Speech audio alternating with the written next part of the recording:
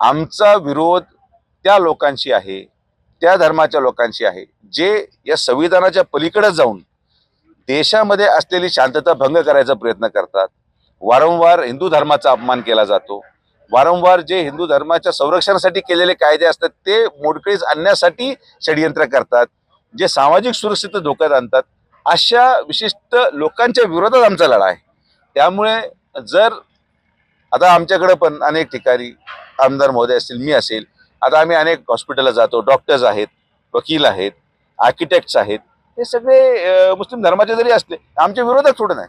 आम्ही आजही बसतो। आज राहत्यामध्ये तुम्हाला उदाहरण सांगतो, आम्ही आमचा भारतीय जनता पार्टीचा नगरपंचायतीचा गटनेता हा मुस्लिम समाजाचा माणूस केला।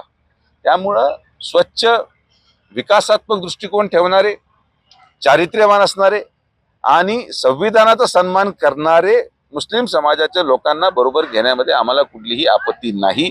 मात्र जे वारंवार आम्हाला उकसवण्याचा प्रयत्न करतात आणि हिंदू धर्म संपेल, हिंदू धर्म संकटात येईल या दृष्टिकोनातून प्रयत्न करणाऱ्यांच्या विरोधात आम्ही ठामपणे उभा आहोत आणि ती भूमिका आमची स्पष्ट आहे। नाही, आता निवडणूक